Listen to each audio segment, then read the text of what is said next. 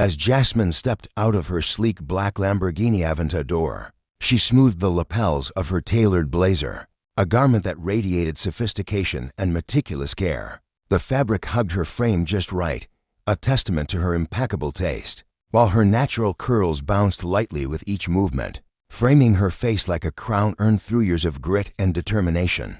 Her heels clicked against the pavement with a rhythm that spoke of confidence, a poise forged in the fires of relentless ambition. She locked the car with a soft beep, the sound barely audible over the hum of the upscale neighborhood.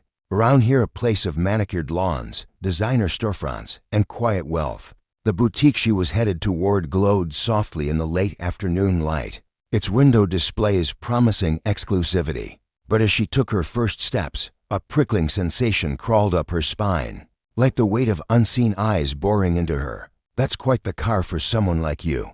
The voice sliced through the air, sharp and edged with disdain. Jasmine froze mid-stride, her fingers tightening around the strap of her designer handbag. She lifted her gaze from her phone, her calm brown eyes locking onto the source of the words: a uniformed officer. Standing just a few feet away, his name tag gleamed dully in the sunlight. Carter. The badge pinned to his chest seemed to puff him up, a symbol of authority he wore like a second skin, dripping with arrogance. His stare was unrelenting, his lips twitching into a smirk that made Jasmine's stomach twist, not with fear, but with the slow simmer of indignation. She straightened her posture, slipping her phone into her bag with a deliberate grace that belied the storm brewing inside her. The Lamborghini sat behind her, its predatory curves catching the light, its engine still warm from the drive. She'd spent years clawing her way up to afford it, sleepless nights and endless hustle distilled into that roaring machine. Yet here stood this man, oblivious to her story, reducing it all to suspicion with a single sneer. "Excuse me," she said, her voice steady but carrying a razor's edge, daring him to repeat himself. Carter adjusted his belt with a lazy swagger, his smirk deepening. "I said, that's quite the car for someone like you. You don't exactly fit the profile for this part of town, driving something like that." His words lingered, heavy with implication, each syllable a jab at her presence, her success, her very existence in this space. Jasmine's jaw tightened, a flicker of heat rising in her chest, but she kept her composure intact, a skill honed from years of navigating rooms where she was underestimated. "I wasn't aware this neighborhood enforced a dress code," she replied, her tone cool and pointed, "or that there's a preferred demographic for car ownership." "Officer Carter." Her eyes flicked to his name tag, committing it to memory. For a fleeting moment, his smirk wavered, a crack in his bravado, but he recovered quickly, squaring his shoulders. "Let's cut the nonsense. Is this your vehicle?" His gaze darted to the Lamborghini, then back to her, as if he were weighing her worth against its gleaming frame, challenging her to justify herself. Jasmine crossed her arms, the silk of her blazer rustling softly. "It is. Is there a problem?" Her words were measured, but beneath them lay a quiet defiance, a refusal to shrink under his scrutiny. Carter's eyes narrowed, his confidence swelling again. "I'll need to see some ID, registration, and proof of ownership. We've had reports of stolen vehicles around here." His tone was clipped, procedural, but the smirk creeping back onto his face betrayed his true intent. This wasn't about protocol. It was personal. Jasmine arched an eyebrow, her lips parting slightly in disbelief. "And by stolen vehicles, you mean this one specifically? Or is this just a random fishing expedition?" She held his gaze, unflinching, her pulse quickening as she sensed the game he was playing. "It's procedure," Carter snapped, his smirk now a full grin. "If you've got nothing to hide, you won't mind complying." Suppressing the urge to let her frustration boil over, Jasmine reached into her handbag with a slow, deliberate motion. She pulled out a slim leather folder, her fingers brushing the soft material as she handed it over without breaking eye contact. Inside were her document, name, Jasmine Mitchell, emblazoned in bold letters across the registration, every detail pristine and indisputable. She watched as Carter flipped it open, his eyes skimming the pages with a carelessness that made her blood simmer. He barely registered the legitimacy before shoving it back toward her. "Forgery's not uncommon," he said, his voice dripping with dismissal. "Where'd you really get this car?" The question hung between them, a taunt disguised as inquiry. Jasmine's patience frayed, a thread snapping inside her. She stepped closer, her heels clicking sharply against the pavement, her voice low and cutting like a blade. "I bought it brand new from a dealership. Would you like the receipt too? Or is this the part where you tell me it doesn't feel right for me to own it?" Her eyes burned into his, a quiet fury simmering beneath her calm exterior. Carter's smirk widened, her defiance only fueling his smugness. "Look, ma'am, I don't want trouble," he said, his tone mocking the word ma'am as if it were a joke. "But this car's suspicious, and I'm going to have to impound it until we verify ownership." "You've got to be kidding me," Jasmine said, her voice dropping to a dangerous whisper, a storm gathering in her chest. She could feel the weight of every late night, every sacrificed weekend, every doubter she'd proven wrongful of it now teetering on the edge of this man's petty power trip. "Not kidding," Carter replied, his grin taunting. "Step aside, unless you'd like to escalate this further." Jasmine's fists clenched at her sides, her nails digging into her palms as she fought to keep her composure. She'd faced men like him before, small-minded gatekeepers who saw her achievements as a threat, her presence as an anomaly to be dismantled. She knew reacting would only feed his ego, so she took a deliberate step back, her heels striking the pavement with a sound that echoed her restraint.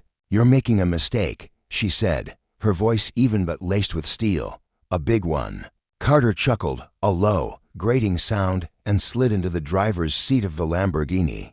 The engine roared to life beneath him, a deep growl that seemed to inflate his chest further. He revved it once, twice, as if claiming it as his own, then pulled out of the parking spot with a flourish, tires squealing faintly against the asphalt. Jasmine stood motionless, her expression unreadable as she watched him disappear around the corner, the car's taillights flashing like a predator's eyes in retreat. Once he was out of sight, she reached into her handbag, her movements calm but purposeful. She pulled out her phone, dialed a number, and waited as the line connected. "It's me," she said when the call picked up, her voice steady, but her eyes alight with a quiet, burning resolve. He took the bait. "Activate the failsafe." She ended the call abruptly, her thumb lingering on the screen for a moment as she stood there, heels rooted to the pavement. Then, with a small, knowing smile tugging at her lips, she turned and walked away, her silhouette cutting through the golden afternoon light. The game, as far as she was concerned, had only just begun. Meanwhile, Carter gripped the Lamborghini's steering wheel with a possessive fervor, his knuckles whitening as he guided the beast through the pristine streets of the affluent district. The leather interior gleamed under the sunlight streaming through the windshield, the faint scent of Jasmine's perfumy, an elegant mix of jasmine flower and sandalwood lingering in the air like a ghost of its true owner. To him, it was an ironic twist, a detail that made his grin stretch wider. The car purred beneath him, its engine a soft growl that vibrated through his bones, feeding his inflated sense of triumph. This wasn't just a vehicle, it was a trophy, a gleaming symbol of his dominance over someone he'd deemed out of place. "These people think they can get away with anything," he muttered to himself, catching his reflection in the rearview mirror. His eyes glinted with self-satisfaction, his uniform crisp against the luxurious backdrop of the car's interior. He pressed the accelerator, reveling in the surge of power that coursed through the machine, the way it responded to his touch. For a fleeting moment, he let himself imagine this was his life, cruising through the city in a car worth more than most people's homes, the envy of every onlooker, the king of the road. But the fantasy shattered with a sharp chime from the dashboard. A message flashed across the digital display in stark red letters. "Unauthorized user detected. Activating security protocol." Carter's brow furrowed, his smugness faltering as he tapped the screen with a meaty finger, expecting it to be a glitch. "What the hell is this?"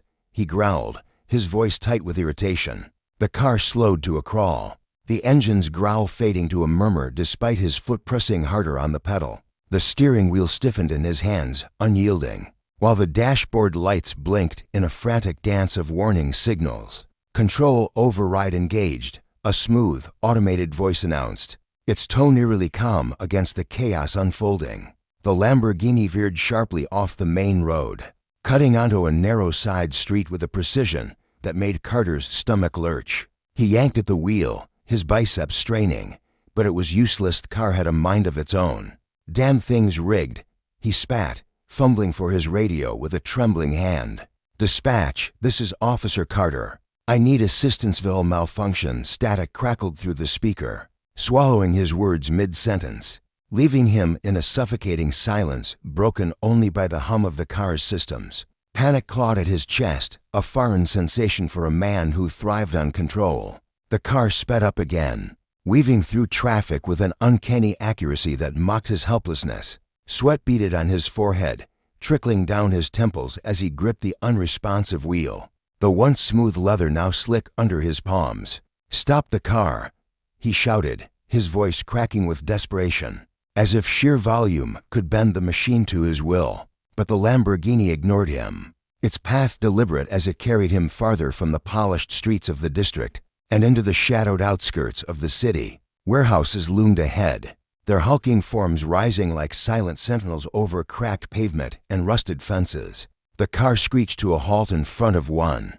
its headlights piercing the dimming light of the setting sun, casting long shadows that stretched toward him like accusing fingers. Carter lunged for the door handle, his breath ragged, but it wouldn't budge. Remain seated. "Assistance is on the way," the automated voice intoned, its detachment chilling him to the bone.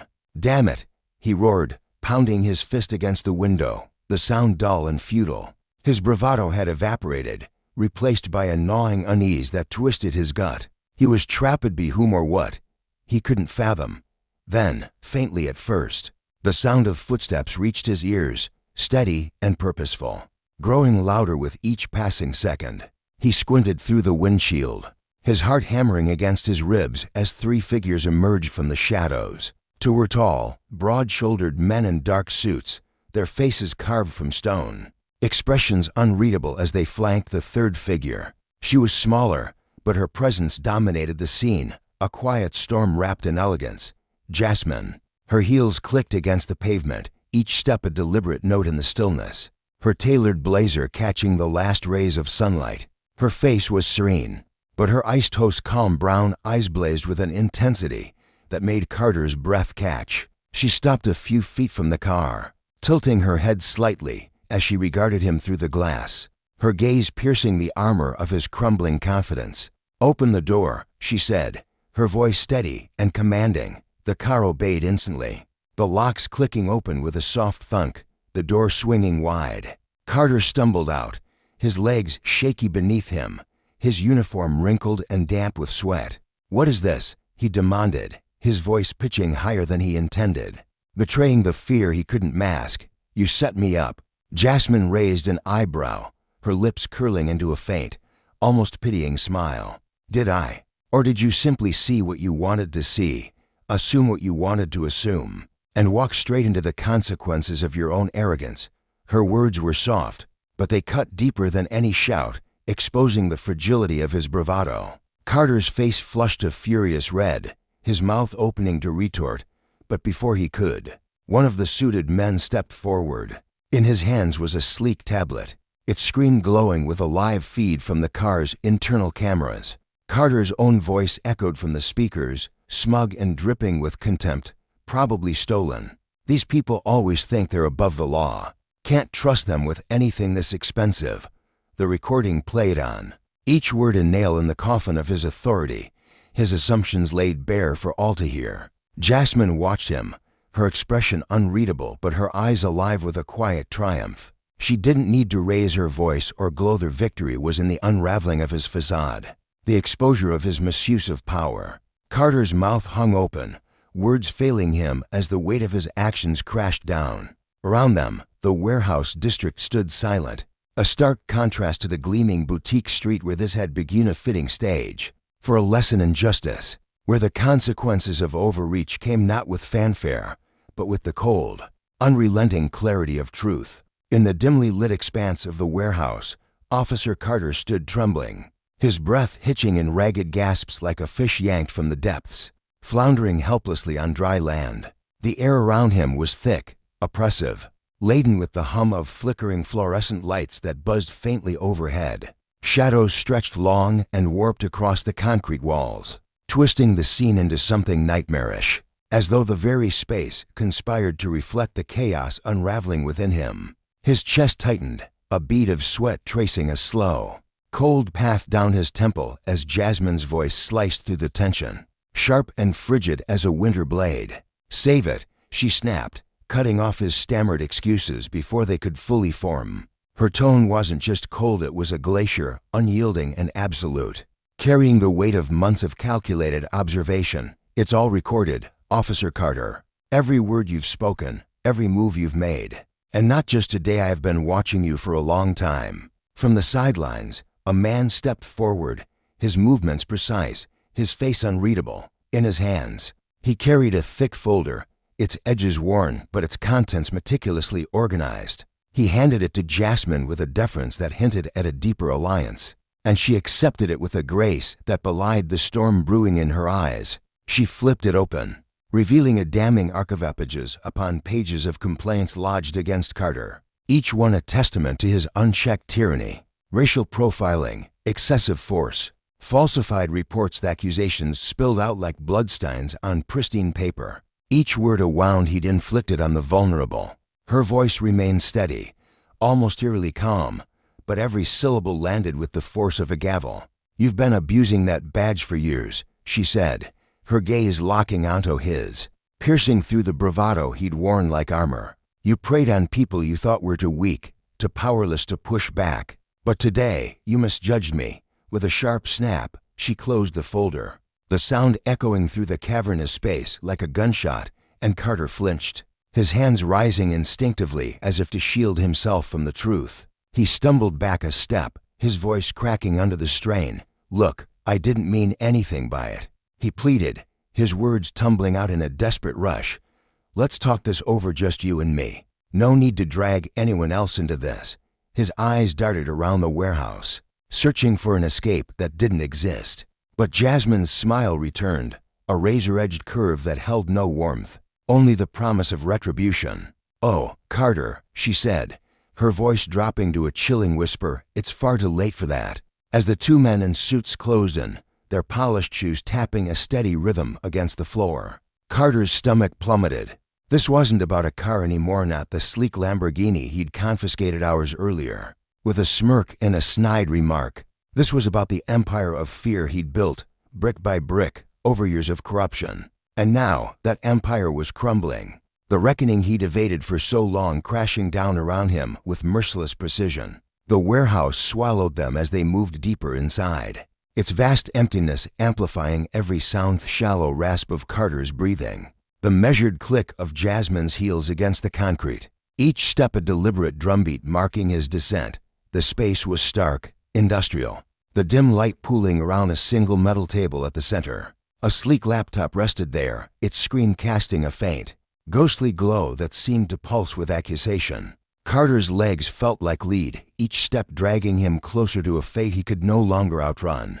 He'd always seen himself as untouchable, a hunter stalking through the shadows of a broken system, bending it to his will. But now, the hunter had become the hunted, and the realization clawed at his gut.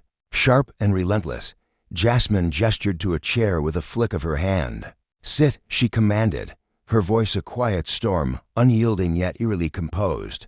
Carter hesitated, his pride warring with the terror blooming in his chest. One of the suited men stepped closer, his blank expression masking a quiet menace that made Carter's skin crawl. Reluctantly, he sank into the chair, his fingers twitching nervously against his knees, betraying the panic he fought to conceal. Jasmine took the seat across from him, leaning forward just enough to make the distance between them feel suffocating. "Do you know where you are, Officer Carter?" she asked, her tone deceptively light, almost conversational, as though they were discussing the weather over coffee. He shook his head, his throat too dry to form anything coherent.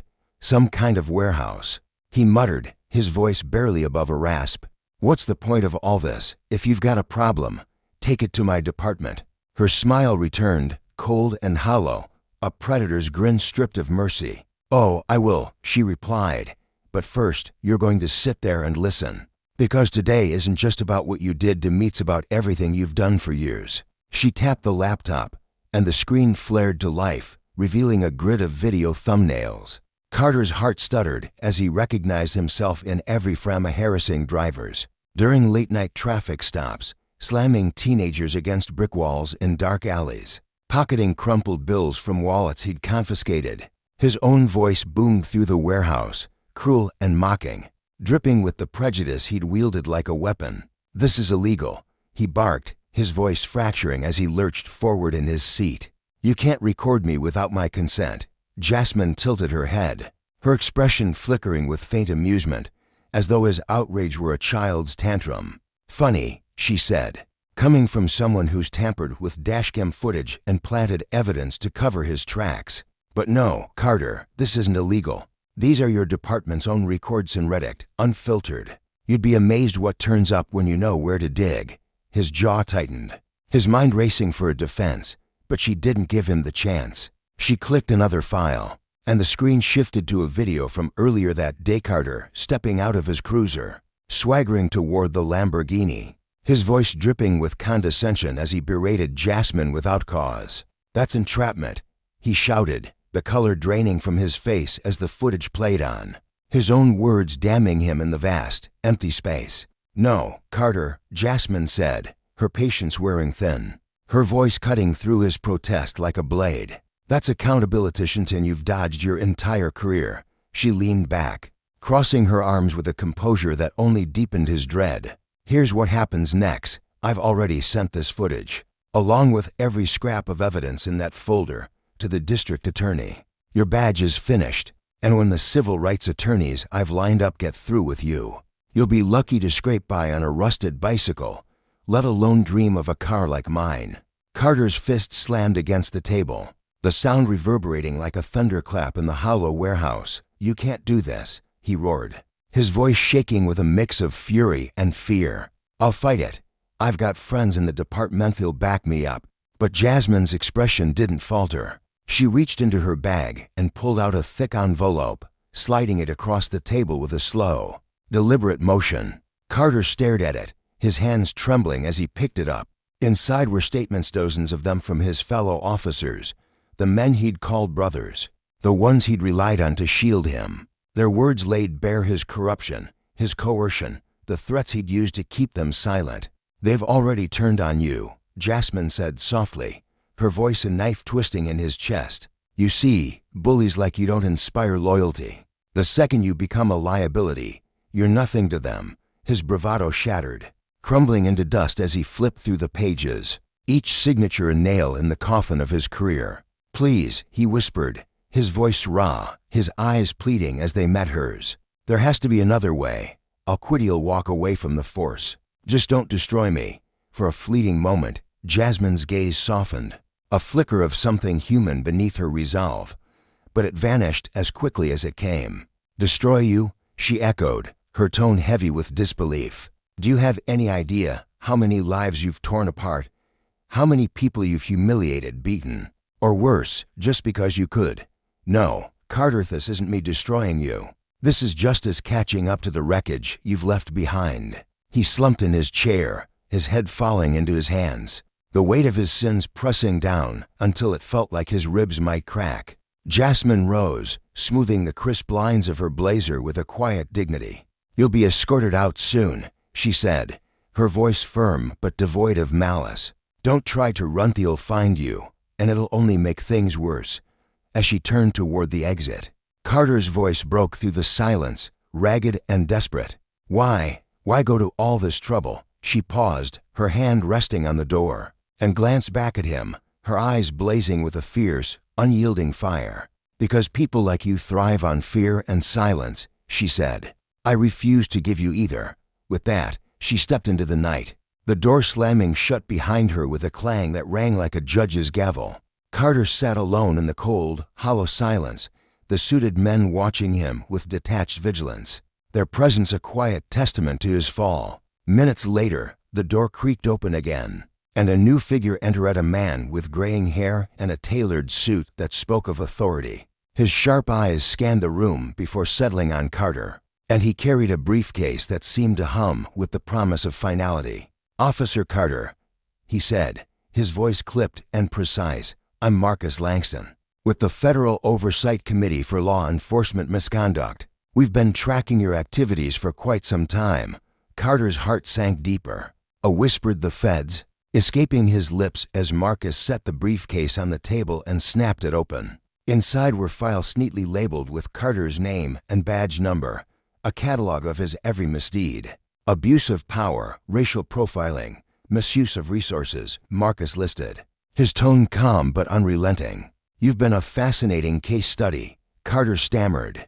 I didn't mean for it to go this far, sometimes you just, but Marcus cut him off with a raised hand. Save it, he said. We're not here for excuses. We're here for consequences. The suited men stepped closer, flanking Carter as Marcus slid a document across the table, official notice of his impending reckoning. In that moment, the lesson sank in with brutal clarity. Power, when twisted and abused, doesn't shield forever. It builds a house of cards, fragile and fleeting, destined to collapse under the weight of its own corruption. For Carter, the collapse had come, and with it, a justice as cold and inevitable as the warehouse walls closing in around him. Carter's hands shook uncontrollably as his eyes darted across the crisp, unforgiving lines of text on the termination notice. The paper felt impossibly heavy in his grasp, as though the words themselves carried the weight of his unraveling life. This has to be some kind of sick joke, he muttered under his breath, his voice trembling with disbelief. He shook his head violently, as if the motion could somehow dislodge the reality sinking into his bones. You can't just torch my entire career over this for nothing. His words were a desperate plea masked as defiance, but they crumbled against the steely resolve of the man seated across from him. Marcus leaned forward in his chair, his sharp, unyielding gaze pinning Carter like a specimen under a microscope. The dim light of the warehouse cast long shadows across his face, accentuating the hard lines of his jaw. Ruining your career, he said, his voice low and deliberate, each syllable dripping with disdain. You've already done that yourself, Carter. You built your own pyre with every choice you made. What we're doing here is making damn sure you never get the chance to wield that power again to hurt anyone else. Under the guise of authority, his words weren't just an accusation. They were a verdict, delivered with the cold precision of a judge's gavel. Carter tore his eyes away, his chest tightening as his mind spiraled into chaos. He'd always seen himself as untouchable, a man cloaked in the invincibility of his badge, cradled by a system that turned a blind eye to his excesses. For years, he'd navigated that world with a swaggering confidence, believing the rules bent to his will. But now, the illusion shattered around him, and the truth clawed at his insides like a trapped animal. The walls of the cavernous warehouse seemed to inch closer, the air growing thick and suffocating as the weight of his actions pressed down on him. In the recesses of his mind, a voice, Jasmine's voice, rang out, sharp and haunting. You underestimated me. The memory of her words sent a shiver down his spine, a ghostly echo of the reckoning now unfolding. A sudden buzz cut through the tension, sharp and insistent. One of the suited men flanking Marcuse's towering figure, with a face carved from stone, glanced at his phone. His eyes flicked to the screen for only a moment before he gave Marcus a curt nod. She's ready, he said, his voice flat but carrying an unmistakable finality. Marcus rose to his feet with a smooth, predatory grace, snapping his briefcase shut with a sound that echoed like a gunshot in the hollow space. Bring him, he ordered, his tone leaving no room for negotiation. Before Carter could process the command, rough hands seized his arms, yanking him upright. His protests spilled out in a frantic jumble. Wait, no, you can't do this. But they fell like whispers against a storm, ignored by the men dragging him toward the exit. His legs felt like they were forged from lead, each step a stumbling, reluctant surrender to his fate. The world around him blurred into a smear of gray concrete and flickering shadows, his senses overwhelmed by the pounding of his own heart. When the warehouse doors swung open, the night air slammed into him, crisp, biting, and merciless. A slap that snapped him momentarily out of his daze. And there she was, Jasmine, standing just beyond the threshold, her silhouette framed against the darkness like a statue of judgment.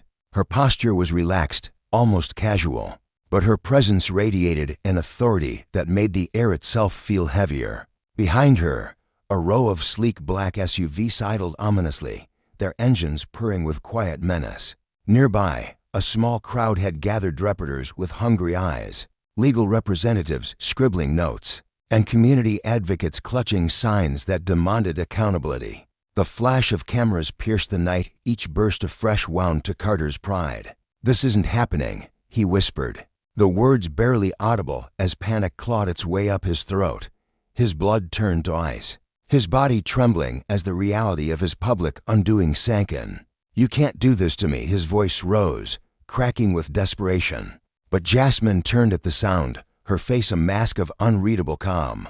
She stepped forward, her movements deliberate, her eyes locking onto his with an intensity that made him feel small, exposed. "Oh, this is happening, Carter," she said, her voice cutting through the night like a blade, sharp and precise. "This is what justice looks like when it finally catches up to men like you." Marcus moved to address the assembled group, his voice steady and commanding as it carried over the murmur of the crowd. "As of this evening, Officer Carter has been officially relieved of his duties. Pending a full and formal investigation into his conduct, he will face charges for his crimes that have stained the integrity of law enforcement. We are committed to rooting out corruption and ensuring accountability, no matter how deep it runs." The cameras flared again, capturing every second of Carter's humiliation as he instinctively tried to shield his face. But the suited men held him firm, their grips like iron, forcing him to stand exposed before the lenses and the judgment of the world. Jasmine stepped closer, her presence looming larger with every inch she closed. Her eyes bore into his, unrelenting, and when she spoke, her voice was soft, but laced with a steely edge that cut deeper than any shout. "You thought you could take from US with consequence. You believed your badge made you a god, above the law, above accountability. But tonight, Carter, you're going to feel what it's like to answer for every life you've trampled, every trust you've betrayed." Her words weren't just a condemnation, they were a lesson, a stark reminder that power unchecked breeds its own downfall. Carter's composure fractured, his voice breaking as he pleaded, "Please, Jasmine. I was wrong," he admitted. "I messed up, okay? Just don't let it end like this. Give me a chance." His desperation hung in the air, raw and pitiful.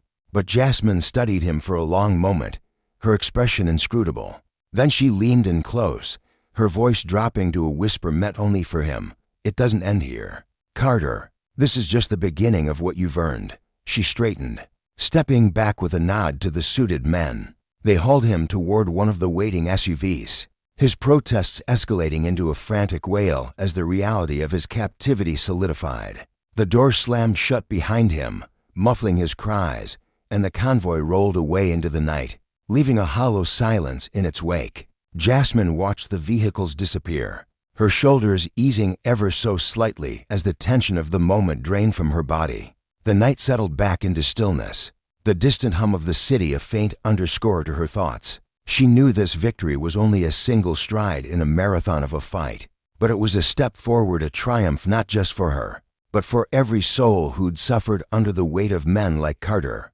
With a deep, steadying breath, she turned and walked away, the sharp click of her heels against the pavement fading into the shadows. Nearby, her Lamborghini waited, its sleek, predatory form gleaming under the glow of the streetlights. She slid into the driver's seat, the familiar rumble of the engine vibrating through her like a heartbeat, grounding her amidst the storm of her emotions. As she pulled onto the quiet streets, the city sprawled before her, vast and unpredictable, its lights streaking into amber and white ribbons in her peripheral vision. For the first time in what felt like forever, a fragile peace settled over here, a quiet certainty that justice, however fleeting, had been served. But her mind refused to rest, already turning to the battles ahead. Tonight wasn't just about Carter. It was about exposing the festering corruption that propped up men like him, a system rotten to its core. Her phone buzzed softly in the console, and with a tap on the dashboard, the call connected.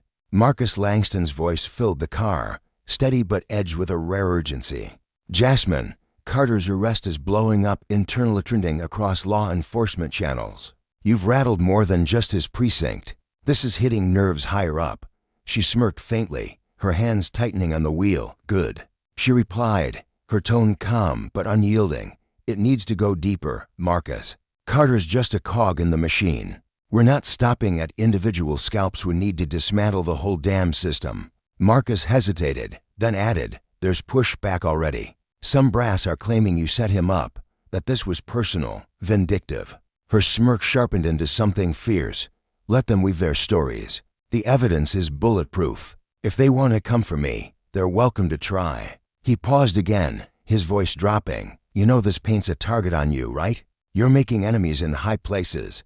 Jasmine's response was simple, unflinching. "I've faced worse. Keep me posted." She ended the call, her thoughts racing as determination blazed through her veins.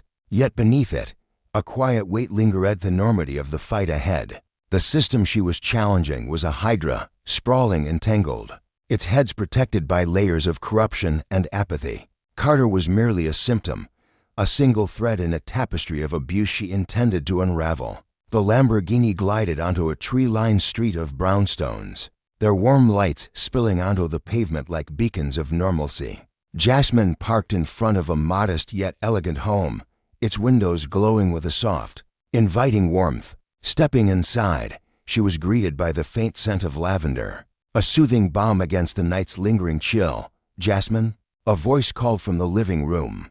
Her younger sister, Nia, appeared in the doorway, clad in a worn sweatshirt, a steaming mug of tea cradled in her hands. Her wide, expressive eyes brimmed with worry as they landed on Jasmine. "Are you okay? I saw the news, it's everywhere." "I'm fine," Jasmine assured her, shrugging off her blazer and sinking into the couch. The cushions enveloped her, swallowing the exhaustion that clung to her bones.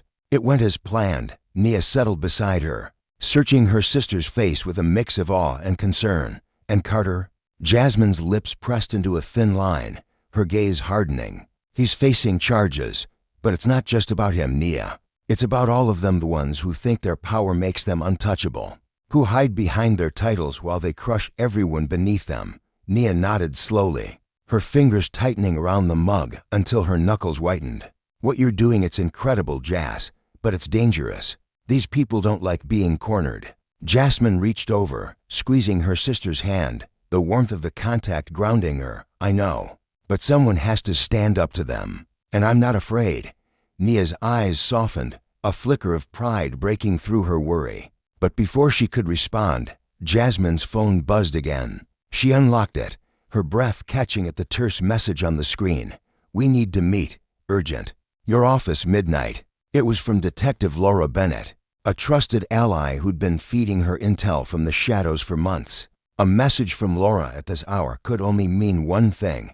The rabbit hole went deeper. At exactly midnight, Jasmine strode into her office, a sleek, modern space perched high above the city. Floor-to-ceiling windows framed a skyline that glittered like a sea of stars. Indifferent to the storm brewing below, Laura was already there, her lean frame tense, her face etched with grim determination. "Laura." Jasmine greeted, closing the door with a soft click. "What's going on?" The detective handed her a manila folder, her jaw clenched tight. "I dug into Carter's network. It's not just him, he's tied to something massive. A ring of officers, years deep, covering each other's tracks, false arrests, fabricated evidence, bribes to bury cases before they even hit the courts." Jasmine's stomach twisted as she flipped through the Pagus names, dates, transactions. A web of corruption laid bare in stark ink. "This is staggering," she murmured, her voice barely above a whisper. "How has this stayed hidden so long?" Laura's eyes darkened, bitterness seeping into her tone. "They're shielded from the top down, high-ranking officials, rich backers. They've built a fortress around themselves, brick by brick." Jasmine's gaze hardened, resolve igniting within her. "Then that fortress is about to come crashing down." Laura leaned closer, her voice dropping to a hushed urgency. "There's more. They know you're coming for them." The air was thick with tension as Jasmine stood on her balcony, the city sprawling beneath her like a restless beast stirring awake. The first tendrils of dawn crept over the horizon, casting golden streaks across the sky, a fleeting promise that even the darkest hours must surrender to light. She cradled a steaming mug of coffee, its warmth a small comfort against the crisp morning chill that nipped at her skin. Her phone buzzed sharply on the railing, shattering the stillness. An unknown number flashed across the screen, and the message was as blunt as it was chilling. "We're watching you. Back off, or you'll regret it." Jasmine's hazel eyes lingered on the words, her pulse quickening for a heartbeat before she deleted the threat with a flick of her thumb. She set the phone down deliberately, turning her gaze back to the rising sun. They wanted her to tremble, to shrink back into silence, but fear was a currency she'd long since spent. If anything, the message steeled her further proof that she was rattling the right cages. This wasn't just a skirmish anymore. It was a war, and she intended to win. Earlier that night, her modest apartment had buzzed with urgency. Laura Bennett, a detective with weary eyes and a spine of iron, had paced the living room, her boots scuffing the hardwood as they hashed out plans. "Jasmine, you don't get it," Laura had said, her voice tight with exasperation, almost pleading. "These people don't play by rules, laws, ethics, none of it matters to them. They'll come for you, your family, anyone they can leverage to shut you up." Jasmine's breath had caught in her throat, a fleeting crack in her armor, but she'd masked it with a steadying exhale. "That's exactly why we can't slow down," she'd replied, her tone unshaken. "The more we expose, the less they can hide." Laura had nodded, though her brow remained furrowed, doubt shadowing her features. "I'll keep digging," she'd conceded, "but watch yourself, Jas. You're dancing on a razor's edge." Jasmine had offered a faint, defiant smile. "Always have. Not stopping now." That resolve carried her into the morning as she slipped behind the wheel of her Lamborghini, a sleek, obsidian machine that roared with a strength she felt mirrored in her soul. It was more than a car.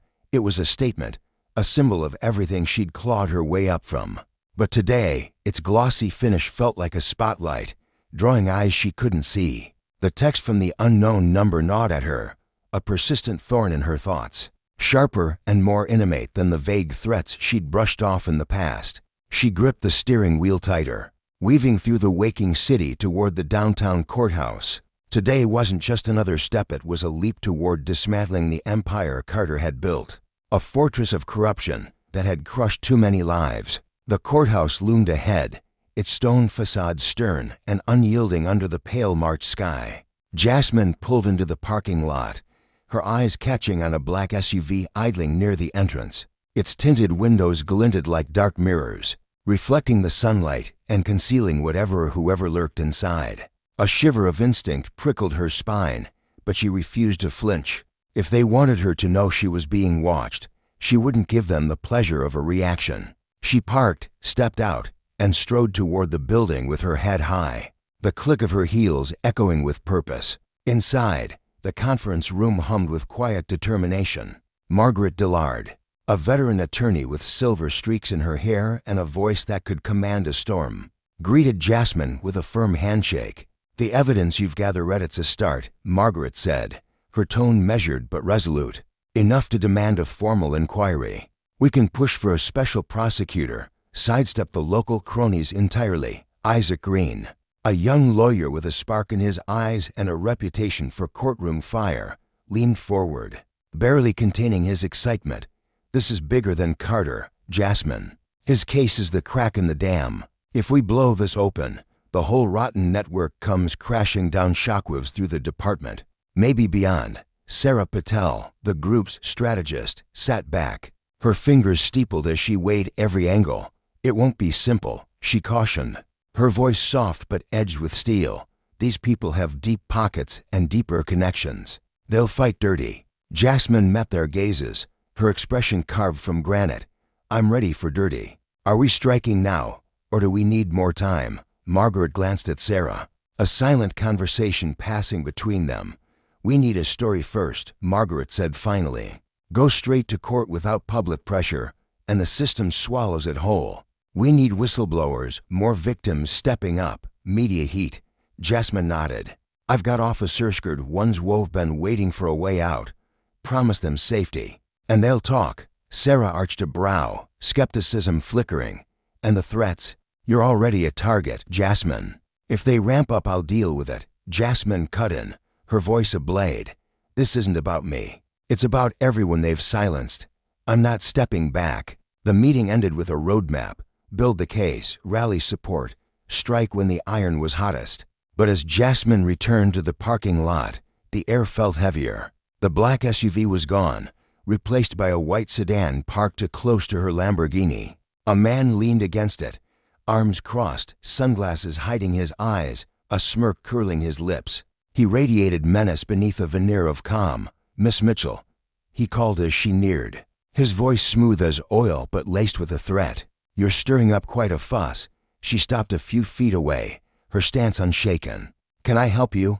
He straightened, closing the gap slightly. "I speak for some concerned folks. They think you're poking your nose where it doesn't belong. Is that right?" she replied, her tone frosty. "And who are these folks?" He chuckled, a low, hollow sound. "Names don't matter. Risks do. You're digging into dangerous ground, and people are twitchy." Her eyes narrowed, defiance flaring. "Corruption concerns everyone. If that makes people twitchy, they've got bigger problems than me." His smirk vanished, replaced by a glare as cold as the wind cutting through the lot. "Last warning, Miss Mitchell. Walk away, or you'll wish you had." She stepped closer, her voice a quiet, unyielding force. "Here's my warning. I don't scare. If you think threats will stop me, you've picked the wrong fight." For a split second, surprise flickered across his face, but he masked it with that smug grin. "Your funeral," he said, retreating to the sedan and peeling out of the lot. Jasmine watched him go, her heart hammering, but her will forged anew. This was no bluff. She was in their crosshairs, and that only sharpened her edge. That night, her office was a fortress of paper and purpose. Documents sprawled across her desk, each page a piece of the sprawling puzzle she was assembling. The text, the parking lot standoffly looped in her mind, but she funneled the unease into focus. A sharp knock jolted her, and Laura burst in, her face drained of color. "We've got trouble," she said, shutting the door with a thud. Carter's talking, naming names, spilling the web, but the ones he's pointing at, they're hitting back. Words out, they'll do anything to kill this. Jasmine's chair creaked as she leaned back, her mind racing. Anything like what? Laura hesitated, then dropped the bomb. "Your family. They're going after them." The room spun for a moment, dread clawing at Jasmine's gut. Her sister Nia, upstairs in their shared home, oblivious to the storm brewing, Jasmine had kept her in the dark. A shield she'd told herself was kindness. Now it felt like a lie. But she swallowed the panic, her voice steady as stone. "Then we move faster. We hit them first." Laura's eyes brimmed with worry. "Jas, this is getting uglier, let it." Jasmine snapped, rising to her feet. Hands braced on the desk. They don't know who they're up against. Silence settled, heavy and charged. This wasn't just justice anymore, it was a reckoning. And as the night deepened, Jasmine knew every step forward was a lesson in power's cost, a testament to the consequences awaiting those who wielded it without mercy. She wouldn't falter. Not now, not ever. Jasmine poured herself a tall glass of water, the cool liquid sloshing against the sides as she carried it to the dining table. She settled into a chair, the faint glow of her laptop casting soft shadows across the dim room. Spread out before her was a chaotic array of papers, files Laura had delivered earlier that day. Each sheet was a thread in a sprawling tapestry of corruption, woven with names, dates, and crimes that stretched far beyond the man at the center of it all, Carter. Her pulse quickened as she traced the connections, her fingers brushing against the edges of the pages. Prominent business tycoons, district attorneys, even judgespeople she'd once assumed upheld justice sestered back at her from the documents, their sins laid bare. The deeper she dug, the tighter her chest grew, a cocktail of dread and exhilaration surging through her veins. The room was still, unnaturally so. It wasn't just quiet, it was the kind of silence that felt alive, holding its breath, waiting to pounce. Jasmine's instincts, sharp and unrelenting, prickled at the back of her mind. She paused, her eyes darting around the space, the familiar outlines of her home furniture she'd chosen with care. Corners she knew by heart suddenly felt foreign under the weight of that stillness. Then, a flicker caught her attention. A glint, faint but out of place, shimmered on the kitchen counter, her breath snagged in her throat. Her hand inching toward her phone with deliberate slowness, every muscle taut. But before her fingers could close around it, a voice sliced through the air like a blade. "Looking for this?" The words were icy, unfamiliar, dripping with menace. Jasmine froze, her heart slamming against her ribcage. The voice came from behind her, close enough to send a shiver racing down her spine. She turned, agonizingly slow, her ears ringing with the sound of her own pulse. A man emerged from the shadows, his dark clothing blending into the gloom. A baseball cap shadowed half his face, but his ice gold, predator gleamed with unmistakable intent. He dangled her phone between his fingers, taunting her with a smirk before slipping it into his pocket. "You've been busy, Miss Mitchell. Too busy." Her mind raced, a storm of thoughts colliding as she weighed her next move. Outwardly, she remained a statue calm, composed, unshaken though inside. Adrenaline roared through her like wildfire. "Breaking into my home," she said, her voice steady despite the fear clawing at her chest. "That's a bold move." She tilted her head slightly, studying him, refusing to let him see her unravel. The man's smirk widened, a cruel twist of his lips. "You were warned. You didn't listen. Now we're here to make it crystal clear. This ends tonight." His words hung heavy, a promise of violence lurking beneath them. Before Jasmine could fire back, another figure loomed into view, stepping out from the hallway. His broad frame blocked the staircase, cutting off her only escape.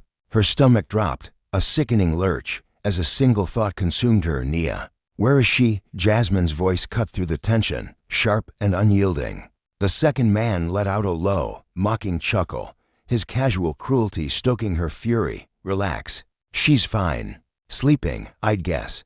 For her sake, let's keep it that way." His tone was light, but the threat was unmistakable, a dagger pressed to her sister's safety. Jasmine's fists clenched at her sides, nails digging into her palms as she flicked her gaze between the two intruders. "What do you want?" she demanded, her words clipped, her mind racing for an angle, a weakness to exploit. The first man leaned in closer, his breath hot against the air between them. His voice a venomous hiss. "We want you to back off.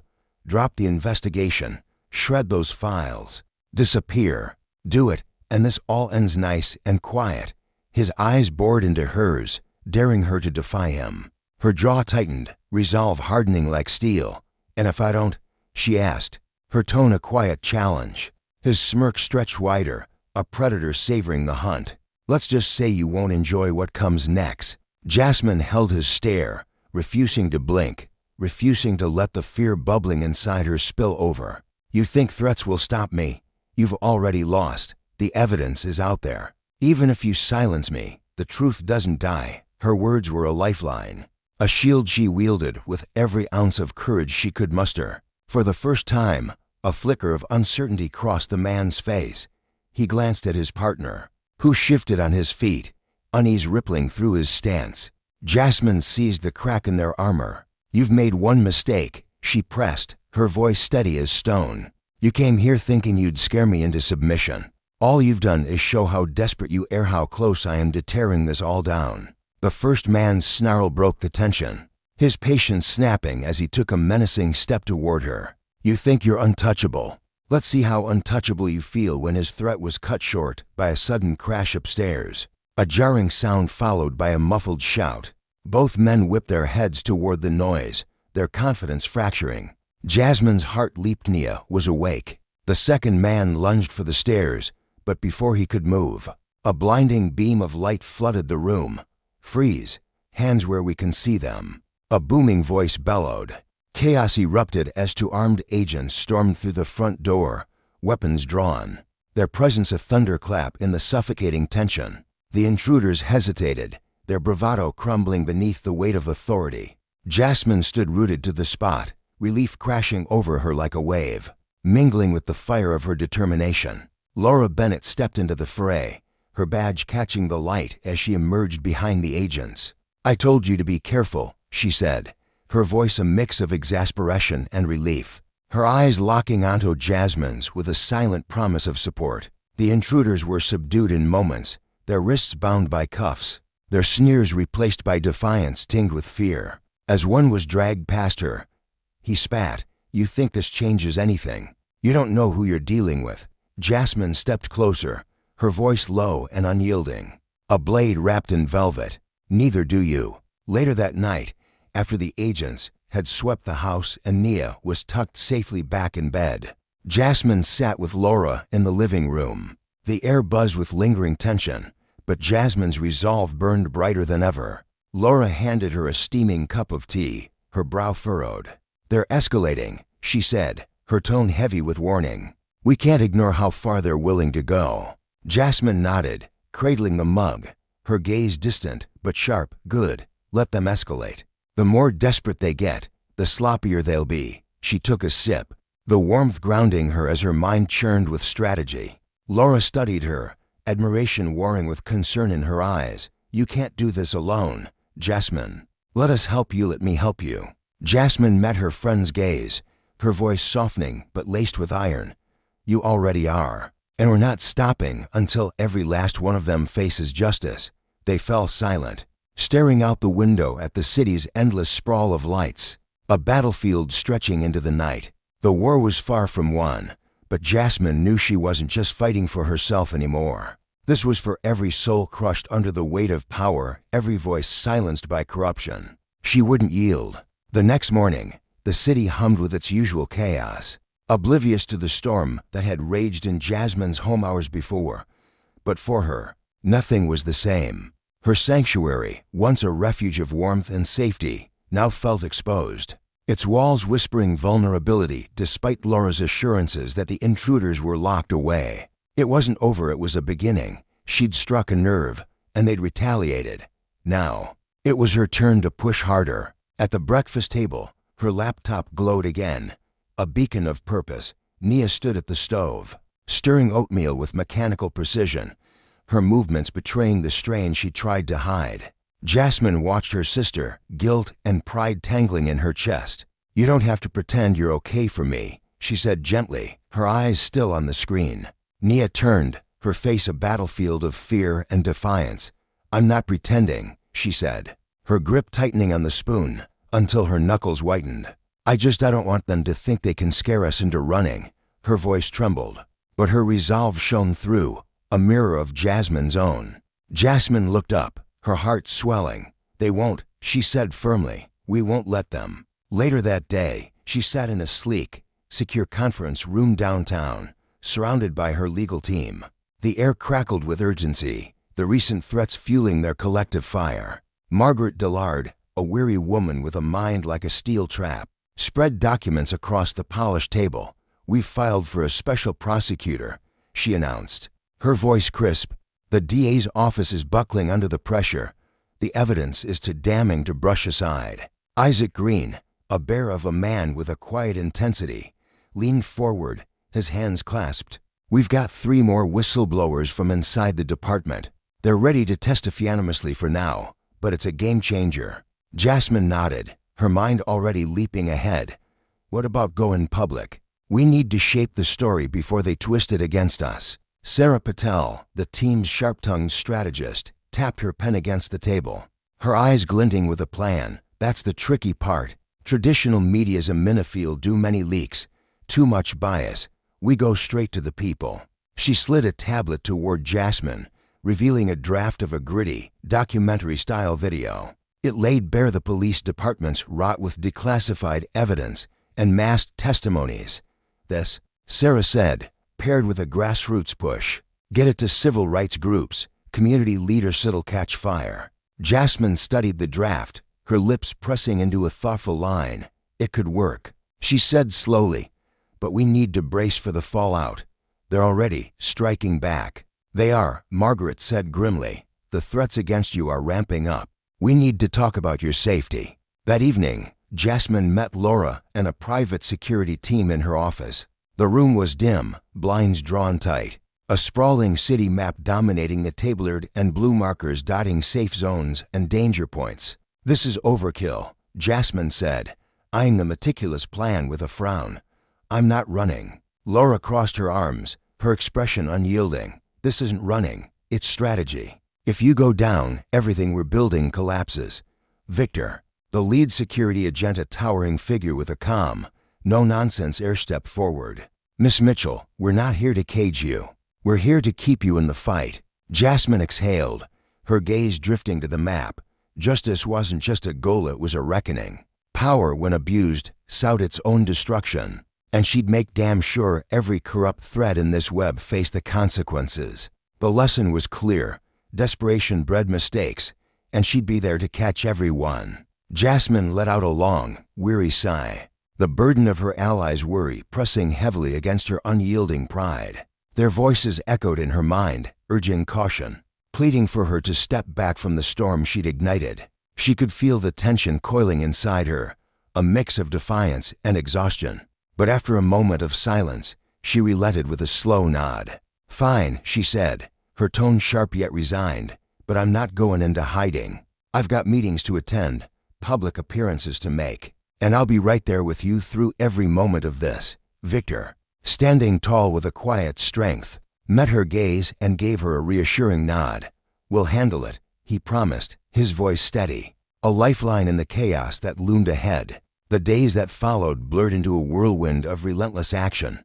Jasmine barely slept, her mind consumed with the documentary's final touches. When it was done, they released it strategically, handing it over to key civil rights organizations that amplified its message like a thunderclap. Across a silent night, the film wove together Jasmine's personal story, her struggles, her defiance with the sprawling web of corruption she'd vowed to dismantle. It wasn't just her fight anymore. It became a beacon, a rallying cry that stirred the hearts of those who'd long felt powerless.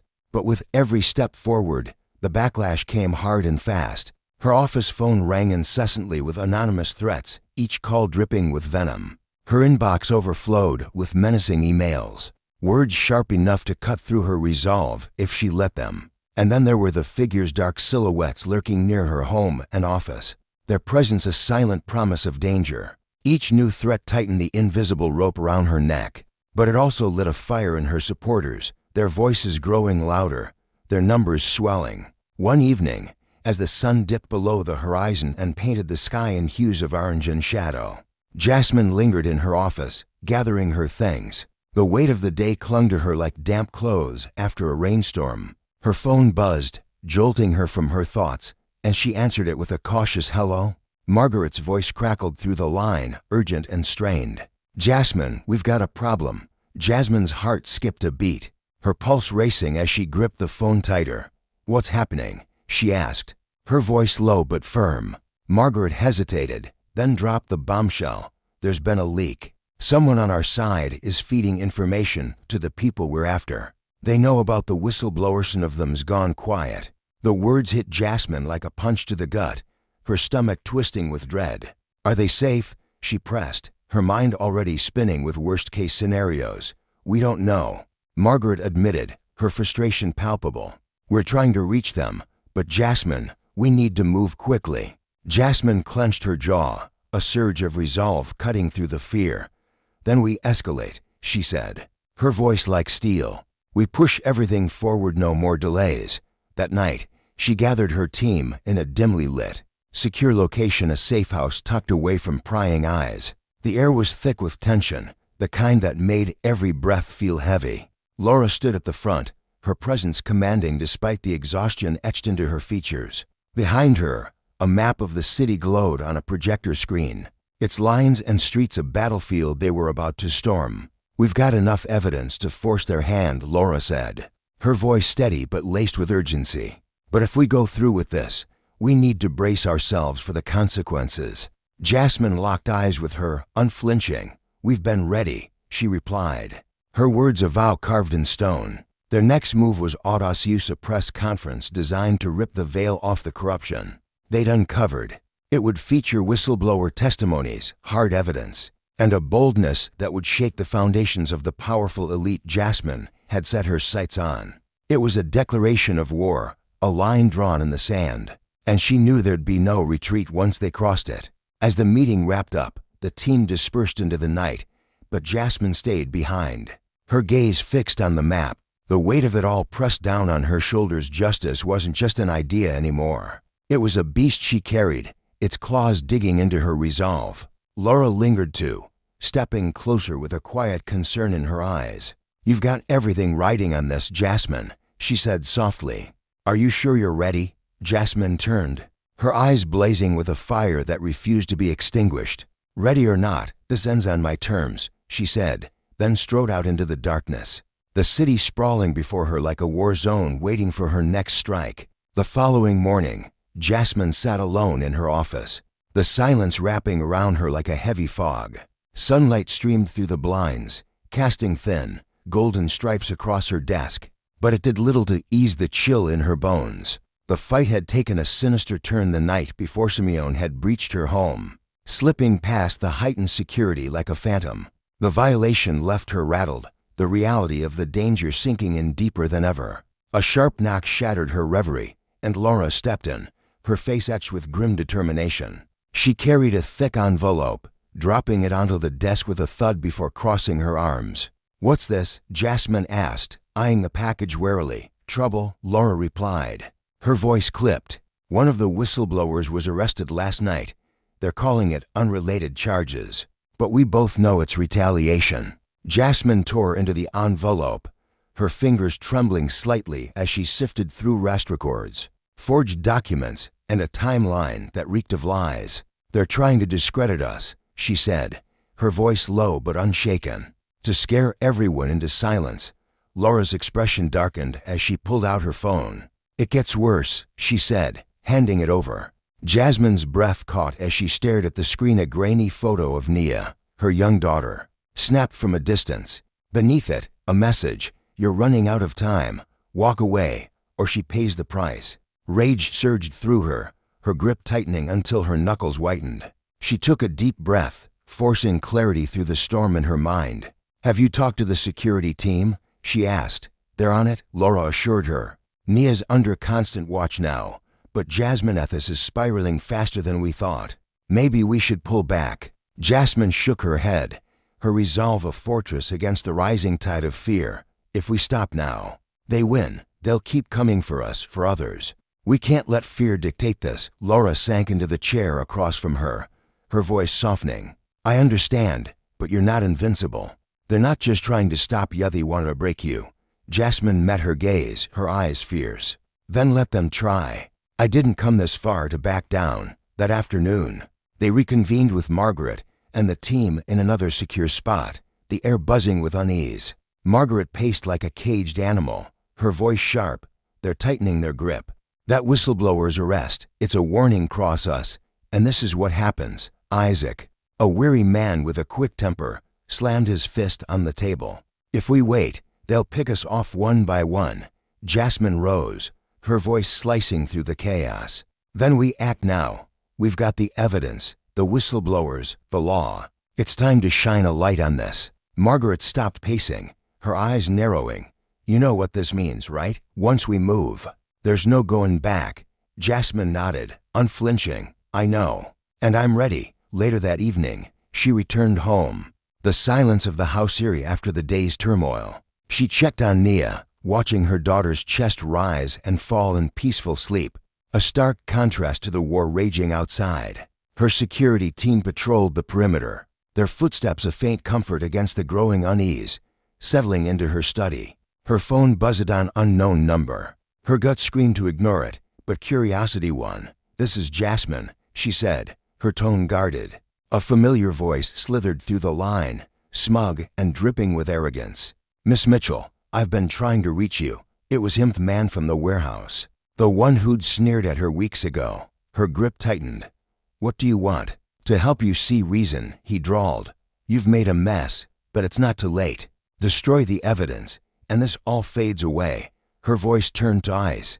"You're wasting your time." "I'm not backing down." His laugh was cold, hollow, a sound that sent a shiver down her spine. "You think you're untouchable. You have no idea who you're up against." "Neither do you," she shot back, her words a blade. "If you're smart, you'll take your threats and vanish. Because if you come for me again, I'll make sure you regret it."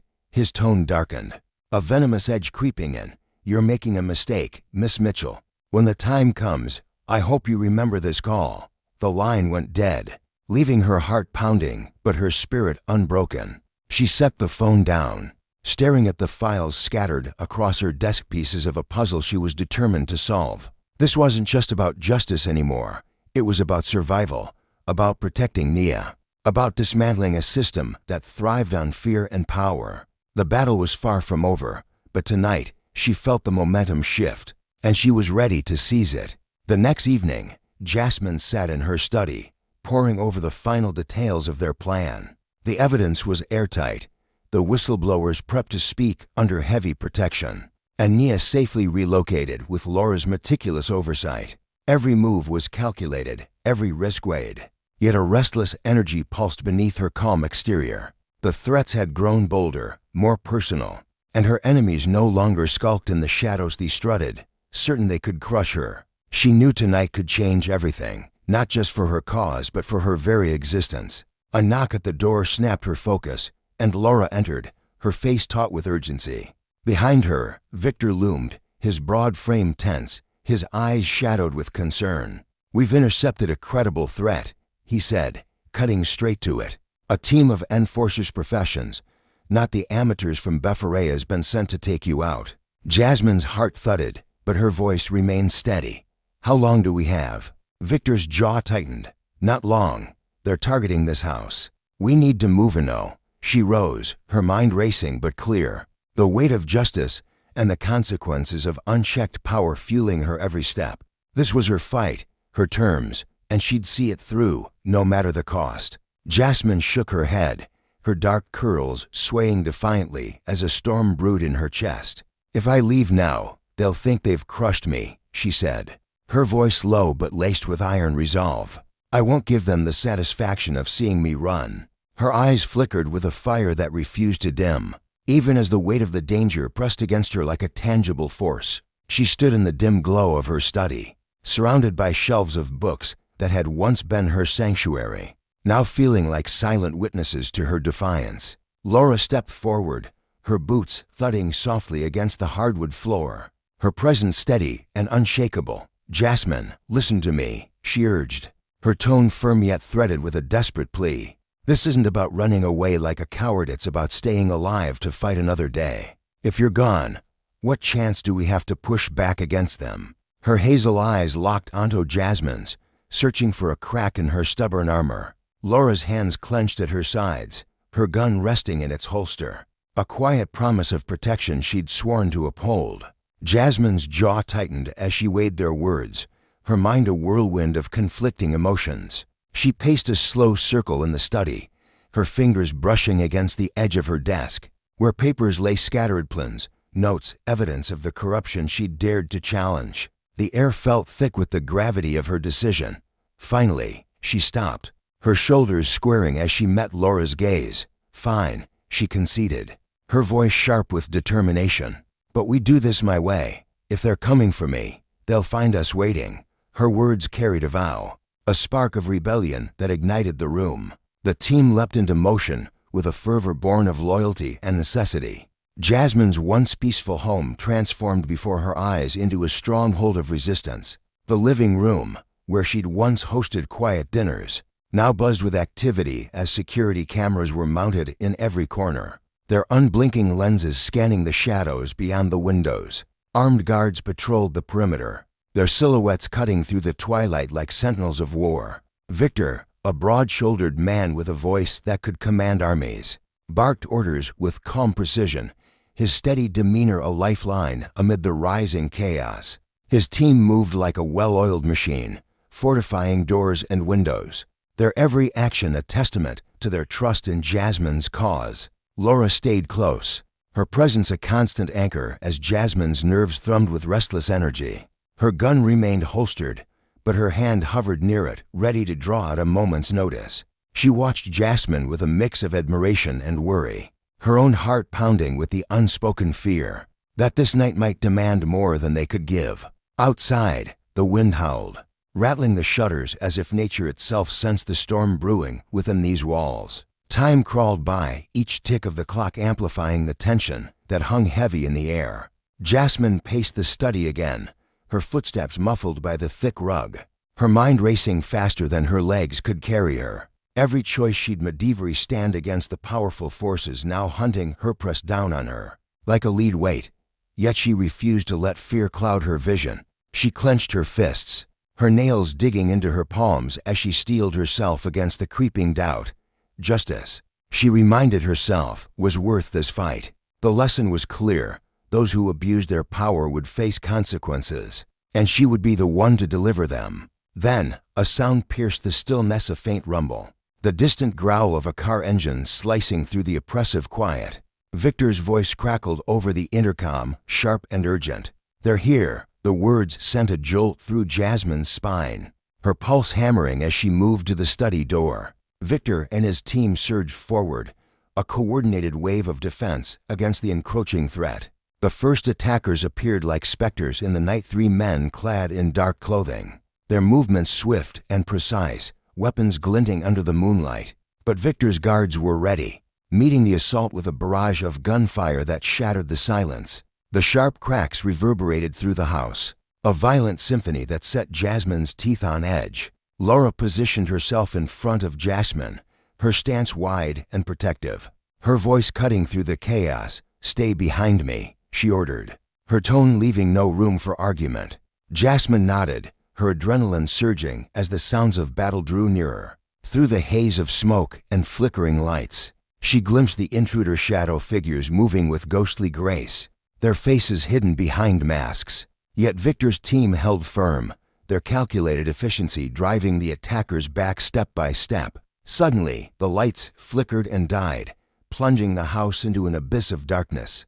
The hum of electricity vanished, replaced by a suffocating silence that pressed against Jasmine's ears. Her breath caught in her throat, a fleeting pang of panic threatening to take hold. But Laura remained unshaken, flicking on the flashlight mounted to her weapon, its beam slicing through the gloom. "They're trying to throw us off," she murmured, her voice steady as steel. "Stay close." The darkness stretched endlessly, amplifying every creak and thud. Footsteps echoed from the floor above, followed by a deafening crash. The attackers had breached the house. Victor's voice crackled through a handheld radio, strained but resolute. "They've hit the second floor. We're engaging now." Jasmine's grip tightened on Laura's arm, her trembling not from fear but from a blazing fury that consumed her. "We end this tonight," she hissed, her words a promise etched in fire. The next moments blurred into a frantic dance of survival. Laura guided Jasmine through the house, her flashlight cutting a path through the shadows as they moved toward the secure room. The air was thick with the acrid scent of gunpowder, the walls trembling with the echoes of conflict. As they reached the hallway, a figure loomed from the darkness, gun raised in a silent threat. Laura reacted in an instant, her training taking over as she fired to precise shots. The figure crumpled, their weapons skittering across the floor with a metallic clatter. Jasmine's heart thundered in her chest as she stepped over the lifeless body, her resolve hardening into something unbreakable. They reached the secure room, barricading themselves inside as Victor's voice broke through the radio again. "We've pushed them back outside. Hold your position." Jasmine paced the cramped space, her anger boiling over like a tempest. "They think they can intimidate me into submission," she muttered, her voice trembling with rage. "But they've misjudged me." Laura glanced at her, a faint smile tugging at the corner of her lips despite the chaos. "You've got a fire in you that I've never seen in anyone else," she said, her tone soft but laced with pride. Jasmine paused, meeting Laura's gaze, her own eyes blazing with purpose. "This isn't just about me," she said firmly. "It's about all of you Severyon they've trampled to get their way. If they want a fight, I'll give them one they won't forget." Outside, the battle raged on, a cacophony of shouts and gunfire that shook the foundation of the house. But Victor's team slowly turned the tide, their skill and determination outmatching the attackers' ruthless ambition. One by one, the intruders faltered, retreating into the night like wounded beasts, their assault shattered against the wall of Jasmine's defiance. Victor entered the secure room, his face etched with exhaustion but glowing with triumph. "They're gone for now," he reported, wiping sweat from his brow. Jasmine exhaled, the knot in her shoulders loosening as relief washed over her. "Thank you," she said, her voice thick with gratitude she rarely allowed herself to show. Victor nodded, his stern features softening. "We sent a message tonight. They won't underestimate us again." As dawn broke, painting the sky in hues of gold and pink, Jasmine stood by the window, her silhouette framed against the rising sun. The house was quiet once more, the remnants of the night's violence, bullet casings, shattered glass serving as stark reminders of the fight she'd chosen. Laura joined her, leaning against the wall with a weary sigh. "You did it," she said softly, her voice carrying a quiet awe. "You stood your ground."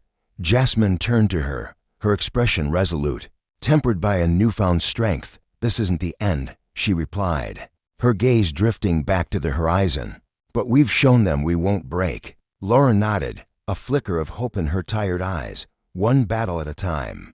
Jasmine offered a faint smile, her mind already racing toward the challenges ahead. The road would be treacherous, fraught with shadows and sacrifice, but she wasn't alone. The fight for justice stretched out before her, an unending war against those who wielded power without mercy. Yet for the first time, she felt the tide turning, the scales tipping in her favor, not just for her, but for everyone who'd been silenced by tyranny. The lesson was etched in blood and fire: abuse power, and the consequences would come, relentless and unforgiving.